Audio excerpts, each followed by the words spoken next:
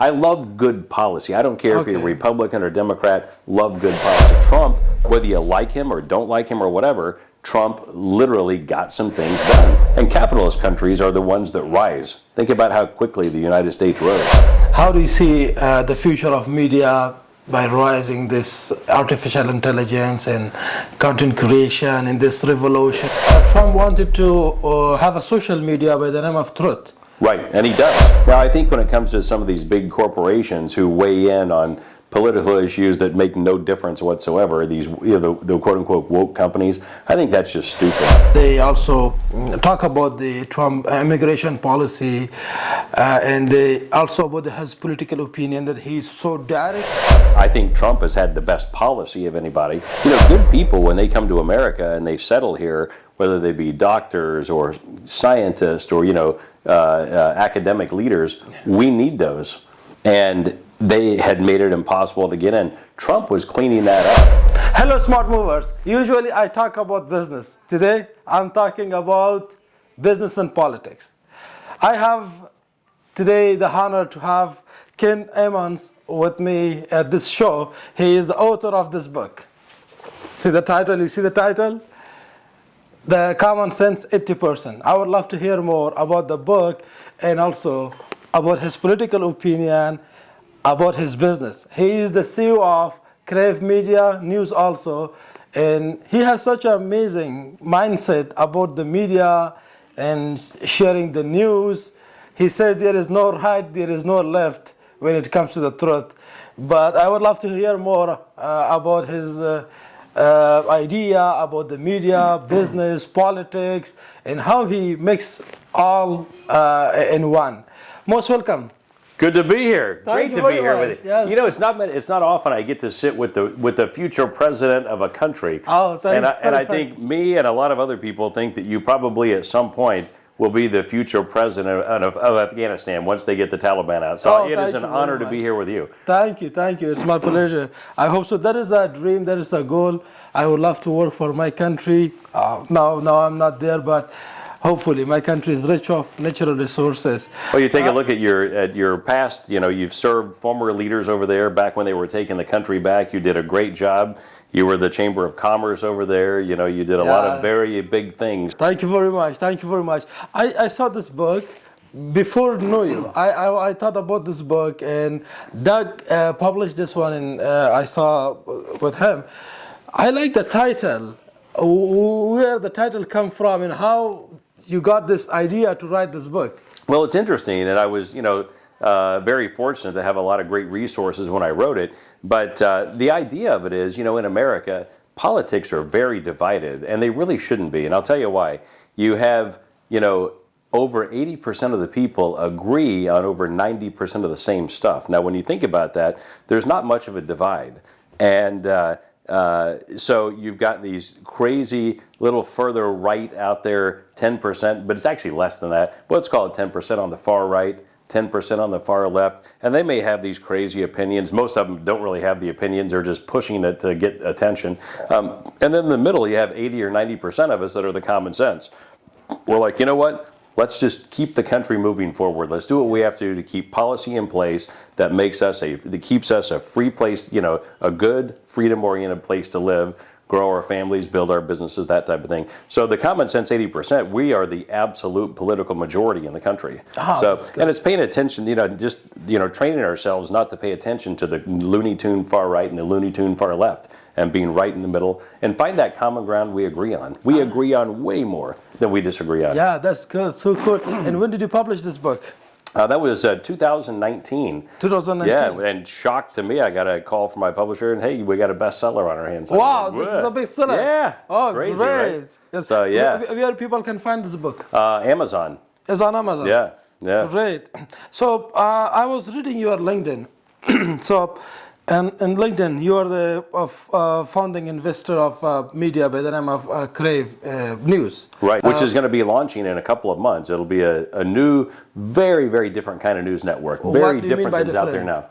Well, right now, I mean, most of the news is either very oriented toward the far right or very oriented toward the far left. And they sensationalize everything. So, I mean, you can't really believe, like I tend to be much right of center, and but you can't really, you can't believe anything because both sides sensationalize this stuff.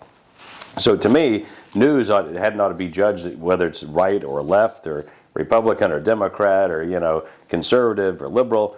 It just ought to be the truth. And I think, most people have got a brain big enough to comprehend they can take all the facts that they're given and make up their own mind. And I think that the mainstream media kind of has this idea that the general public is just stupid. And to a certain degree, they have been dumbed down pretty much. But I think when presented with facts, and you take the politics out, you present it with facts, I think most of the time the American people are going to make up their own mind in a way that's probably pretty credible. So since I know you, we had discussion. I think from your mindset and mentality in political mindset is more you're Republican. I am, but I mean, I wouldn't give a nickel to the Republican Party. I think both parties are just highly dysfunctional. My thing is really just looking at good policy and picking somebody, picking people that have good policy. The parties have kind of hijacked, as we talk about in the book, they've kind of hijacked, one's hijacked the right, one's hijacked the left. But at the end of the day, when you take a look at like really good common sense policymakers, I think you find them all over the map. I think you find some on the left, some on the right. And obviously on the right, they tend to be more fiscally, sound, and they tend to be more pragmatic. But I think today, I think it's gone from Republicans versus Democrat to the establishment political class who has managed to screw things up for years versus the rest of us. And the rest of us are 80-90% of us. That's the rest of us. So what is the slogan of your media? And don't you think that it is quite difficult for you to prove that you are a neutral, independent? Not really. Not really. I mean, think about, some of my friends that I've known over the years very well. Think about Larry King. You would never know his politics. I knew what his politics were. They were just very common sense policy. But I mean, he would be on interviewing a president of one country, and then he would be on the president of our country. He may have a far right person on there, a far left person. But you know what he did? He never took sides. He always asked the questions that the public needed to know. And Larry taught me that, ask those questions that the public needs to know in order to make up their own mind. Now, I knew, the next morning we'd be having breakfast at Nate and Al's, a group of us, and Larry would reveal a little bit about what his opinion was, or this guy was honest, or this guy was full of shit, or, whatever it may be. But on the interview, it was always very, very, tell me more, tell me more, tell me more, and getting that information so the public got to make up their own mind. And I like that, too. Yeah, that's good. I love it. If I ask you that, who are your top 5 favorite U.S. presidents? Well, obviously, Ronald Reagan was absolutely amazing. Now, and by the way, I'm going to look at things from a policy standpoint. I'm not going to look at a Republican or Democrat side. You had JFK, who I think was very idealistic and had some amazing things going on. Plus, he had that youthfulness and stuff. He was probably one of the better ones. Ronald Reagan, of course, I grew up. He was the first president I got to vote for. Reagan was fantastic. From a policy standpoint, Bill Clinton, policy-wise, he had some winning policies. He really did. And then, of course, I think Trump has had the best policy of anybody. It's just, he rubs people the wrong way because he's so brash. But if you take a look at the policy, I mean, right now, you have people that just can't seem to get over the personality of different people. And Trump is interesting in that, under Trump, we had, very little inflation.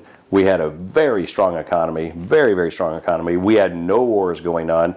He was the exact opposite of the D.C. establishment. When it came time to take out terrorists like Soleimani, he just took out the terrorists. And the generals are all telling him, no, we have to spend billions of dollars and we have to start a war and can't we just take the guy out? No, you can't do that. Well, guess what? As it turned out, we could do that. We took out a terrorist and his driver. and we didn't send any of our young, wonderful service guys over to die. So, I mean, I love good policy. I don't care if you're Republican or Democrat, love good policy. And you take a look at some of the governors. You've got amazing Republican governors, and you've got some good Democrat governors. When it comes to Trump, there are lots of different opinions, and there are people very positive, and there are people very extremely negative about Trump. And you talk about the policies, and people in the U.S. especially, they also talk about the Trump immigration policy, and they also about his political opinion that he's so direct. He is not diplomatic a lot, but he's very frank, direct, and he just deal with the political issues more like business issues. What is your understanding? Well, it's interesting. When Trump got into office, the State Department was in shambles. And it's back in shambles now. I mean, you had Obama who was in there, who again, he was just kind of the useful idiot for the, for the left and for the sort of the bureaucratic class. Obama was never much of a leader. He was just kind of taking orders. So you had, think about trying to get employees into the States. We needed really good educated people from India, from Thailand, from all over the country, or all over the world. I mean, we needed good people. It was impossible to get them in. And, good people, when they come to America and they settle here, whether they be doctors or scientists or, academic leaders, we need those. And they had made it impossible to get in. Trump was cleaning that up. And the other thing, too, is he was making it easier, or laying the groundwork to make it easier to bring these people in. And these people, by the way, make great Americans, just like our friends from Mexico. There were many people over the years that did come in here illegally, but they were really good people. They got here, they established their family, and they've been good, productive, people here in the United States. But for years, they were afraid to go register and to go apply for a green card and that kind of thing. So Trump was actually making it easier for those folks, and for the folks that snuck in here and have been committing crimes. He was trying to make it easier to get them deported. So you say that Trump is not against immigration? Not at all. Trump is very pro-immigration. Think about his business. Think about all the immigrants that worked in his business. I'll tell you something interesting about Trump. I mean, whoever is putting the big hit machine out on Trump, the PR on him being a racist or being a homophobe and things like that. What's funny is, they don't know. I mean, you take a look at his businesses. He had it was 5 or 6 times the amount of gay and minority and women people in the C-suites of his businesses. These are major businesses. Have you spent time with Trump? Yes. I've known him since, I guess the first time I met him was '96. But you think about that, he had more minorities in leadership positions within his companies than the Fortune 500 companies. Now, I'll tell you something I found was really funny. When Hillary Clinton was out there, well, he's a misogynist, he's a this, he's a that. Well, at the Clinton Foundation, the women working there were making 70% of what the men were making there. You take a look at the Trump organization, it was very flat. They literally, the women in the C-suite organization, or in the C-suites, in other words, CEO, CFO, COO, whatever, they were making what the men were making, and there were more of them way more than at the Clinton Foundation, and 5 or 6 times more than the average Fortune 500 company. So, they're just putting that out there because Trump has come in and he really shook things up in D.C. He's not one of those guys that, there's an old saying in Washington, D.C. is be careful whose toes you step on today because they might be attached to the ass you have to kiss tomorrow. Yeah. Which is why a lot of things in D.C. don't get done. And, Trump, whether you like him or don't like him or whatever, Trump literally got some things done. Now, again, he not the best bedside manners. I mean, if you need somebody that's, going to. That's a good point that I wanted to come. Yeah. Do you have some disagreement with Trump policy? Like, what do you don't like? On his policy, yeah, I probably do somewhere along the way. But I mean, I love the fact that he was willing to, open up the possibility for people who had been here, especially our friends from Mexico and Central America, the ones that have been here and have built a family and stuff like that. He was finally he was willing to open that up for them to be able to get a green card and to start the process. And he was also very, very willing to and wanted and encouraged immigration, folks to come in here. It was just people coming in from across the border. We had no idea who they are. Like right now. And it's something that Trump had talked about. It's like, those folks coming across our borders illegally, you came here. I mean, I feel very fortunate that for America, that you came here, that you were sent here as a political refugee. I mean, you literally, because you were one in top leadership in Afghanistan when Biden went in there, pulled out, and caused the country to collapse. I mean, the fact that you're here and that you've established a base here that you can now focus your attention on turning Afghanistan around at some point, I think is fantastic. Well, so in Trump world, you're one of those type of people that Trump would want here. I mean, he wants good leadership here. Well, thank you very much. When it comes to Trump, I have another question. Yeah. I need a quick answer. So in politics, we say that you need to follow diplomacy. Political leaders, they are not so direct. They are not so frank. But when it comes to Trump, he's so direct, he's so frank, and then his orders, military orders, they say attack, so attack.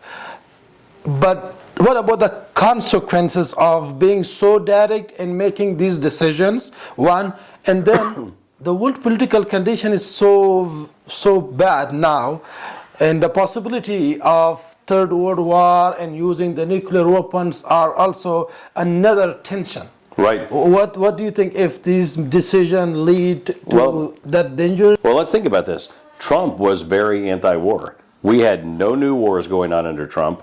We had the Taliban was pretty much extinguished. It was gone. You had world leaders that feared Trump. They got along with him. He always kept his enemies close, like a Putin or North Korea. He always kept them close, but they feared him. Biden gets in. Think about what they did. Afghanistan, the disaster in Afghanistan. Yeah, but Trump used the mother of bombs in Afghanistan. What's that? That Trump used mother of bombs in Afghanistan. Right. And then also you say that Trump killed Soleimani. Right. So those attacks, you don't think it will have the consequences also? And well, again, under Trump, when Trump was there, and again, I'm not just cheerleading for Trump. I'm just saying I'm looking at policy. That could be Obama, that could be whoever. It just happened when Trump was there, and his policy was such that we didn't have the world was not in chaos like it is now. I mean, the only real issue Trump had is he got bullshitted and buffaloed by people like Dr. Fauci when the pandemic happened. I think had the pandemic not happened, we would be in the middle of a very successful Trump second term. And again, I'm not just cheerleading for Trump. I'm just looking at policy. Our world was not in chaos. From 2017 to 2021, we were not in chaos. Now the world is in economic chaos. It's in military chaos. The war. I mean, these wars that are going on, they're insane. Inflation out the wazoo. All this money being spent. It's nuts. Yeah, it's nuts. And it's this that has taken us from the dominant player to number two. And China clearly is the dominant player. No matter what anyone says, China is the dominant player. You think that if Trump was the president, it would not happen? Well, I think he's got a lot of cleanup to do. Okay. I mean, you take a look at a guy, again, I've known Biden since he was a senator, so many, many, many years. And, Biden, what a lot of people don't realize is he was put out there and he was advertised, because most people don't pay attention to politics, he was advertised as this grandfatherly, this kind person who reaches across the aisle. The reality of it is he's been a grifter. In other words, he's one of these guys. He's got more side hustles going on. A lot of these people do. A lot of Republicans do too. Mitch McConnell, a lot of these people have got these side hustles going on, and they've made fortunes off of these side hustles. It just happened that Biden was the least offensive that they could put up. And they put him up. They put Kamala Harris up, who is highly non-accomplished in anything other than servicing Willie Brown. Well, and they put her up because they needed to check some boxes. Yeah. And so we have a very corrupt administration, and when you have corrupt and non-capable, in other words, inept it's a pretty bad combination. You know. So I will change the topic back to the side hustle. You talk about the business, and that is my favorite topic. I see you have political mindset, and besides you are a business person also, and you are running a media news channel also. How do you find? Lots of people think that your political and business mindset should be different. You should not mix your business with politics. In politics, it should be different. Business should be different. What is your opinion? I don't think that's true. Now, I think when it comes to some of these big corporations who weigh in on political issues that make no difference whatsoever, these the quote-unquote woke companies, I think that's just stupid, because then they're going to offend half the people. It's like the Bud Light thing. It's like nobody cares if somebody trans is drinking Bud Light. Nobody cares. But why would you, as a company, why would you risk offending your entire base? Again, I don't care. I just, the whole gay trans thing, it doesn't affect me. It does not affect me. I don't care what companies do, but I don't understand why you risk that kind of thing. But when it comes to separating business and politics from a policy level, I just don't think you can. Because, free countries, in other words, countries that have made like our founding fathers set our country up here to be a capitalist country. And capitalist countries are the ones that rise. Think about how quickly the United States rose. You can't have and maintain a capitalist economy and country without being involved in politics. In other words, you have to be involved in policy. Now, I separate the words policy from politics, but sadly, the politicians set the policy. So you have to be involved. So okay. Your message is very clear. Yeah. It doesn't affect your business if you're in politics. It can, but again, I don't. You can. I don't get on Facebook and or Instagram and spout out incendiary political things. Yeah. But I am very, very, very active behind the scenes, and almost did run for U.S. Senate this coming up next year. Took a very hard look at it. I'm very, very active in making sure that we maintain policy, and there's thousands of other business people just like me that we maintain policy that allows our country to remain free enough and regulation free enough to be able to be a capitalist society. Good. You talk about the social media, and also you're working in media. How do you see the future of media by rising this artificial intelligence and content creation and this revolution? It's going to be pretty crazy, because you could actually take this interview, you could sample my voice, and you could probably make me say anything. Literally.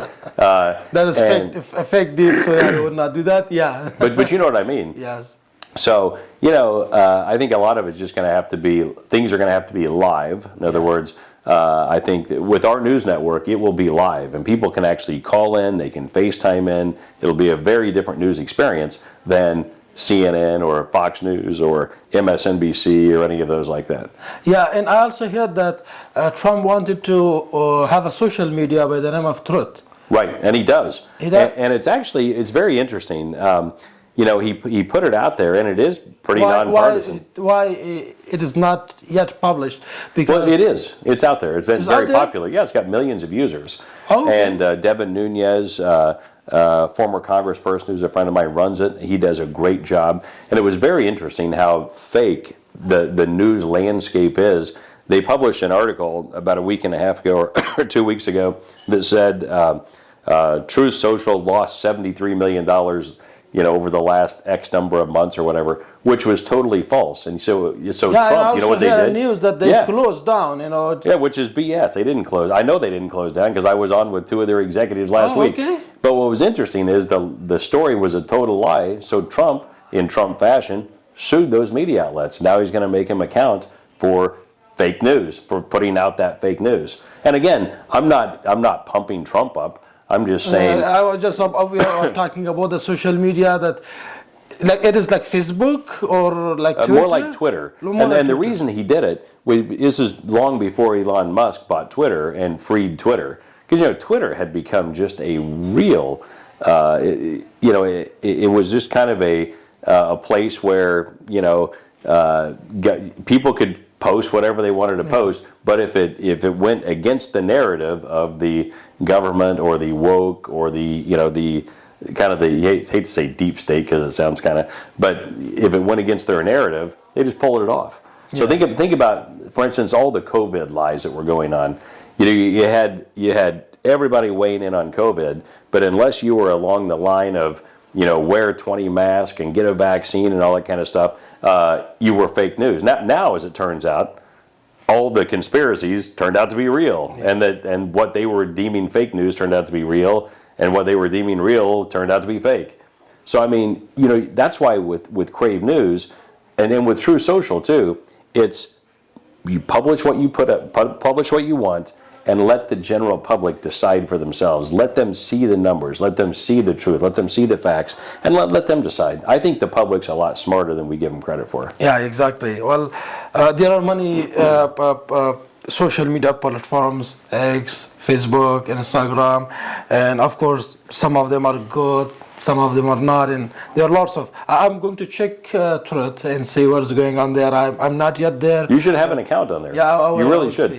Have it on all of them. You need to have it because with you especially, I mean, you are rapidly rising in leadership and being looked at as a possible president of Afghanistan at some point. You need to, you do need to be communicating with all those, and again, just be truthful. I will absolutely check that one. The last question. You see, there are lots of channels, lots of medias, and every day lots of people also graduate from media, and the content creation market is also changing. It is more from your business perspective and investment, that how do you see the investment in media industry? It is growing, it is profitable, or it is more for political purposes? Well, it's kind of interesting. You take a look at how media evolves like anything else, but you take a look at like the average newspaper now. Many newspapers in cities under 100,000 people only have 4 or 5 employees, where they used to have hundreds. Yes. So a lot of the news has become automated and that type of thing. So, and then you also take a look at the rising costs of running a network like a Fox News, and also being literally anchored down by having to be on cable. If you're, like with us, we're not looking at we're going to be on 27 or 28 platforms.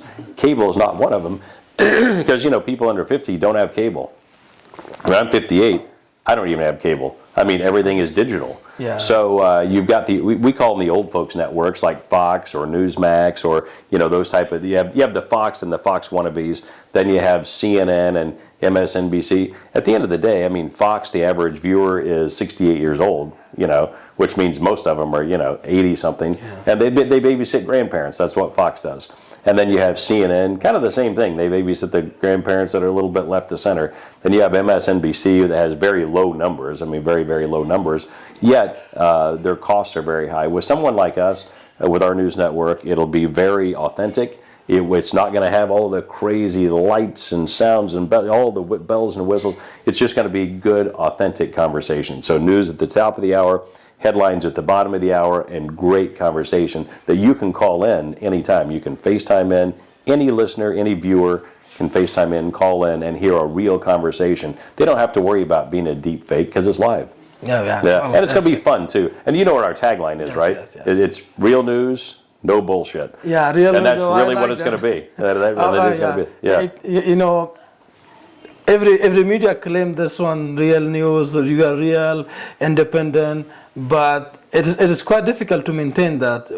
Not really. Not really. Listen, again, as long as as we're gathering the facts and we're presenting those facts and we're having conversation, I don't think it's that tough to maintain. Think about this, for instance, whether it's, somebody at Fox, they get somebody on the left on and they just go at them.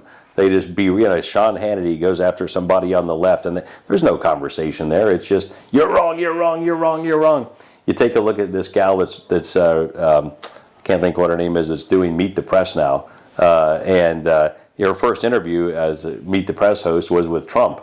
And instead of just sitting there talking and asking him questions and letting him talk so that the public can decide, she just argued with him the whole time. That's wrong, that's wrong, that's right. It's like, well, you want to hear what I got to say, or you want to just argue with me? So with us, we want to hear what they have to say. Oh, that's really good. do. I cannot wait to see the Crave News online. When we can. In a couple of months. So right after the first of the year, we'll be up and running. Oh, okay. Yeah. So cool. Going to be fun stuff. And we want to have you on as we watch you work toward the presidency to Afghanistan. We want to watch and we want to watch how you build this coalition. Oh, of course, I would love to. Doing a big thing now. Well, thank you very much. Thanks for your time. And again, congratulations for the book. Thank you. And you were talking about the second edition that is coming up. Yeah, coming up this year. So it'll be a revised edition coming out in 24. 24, yeah. Okay. Well, thank you very much for your time. Thank you. Good to see you. Thank you. Nice talking. My pleasure. Thank you very much.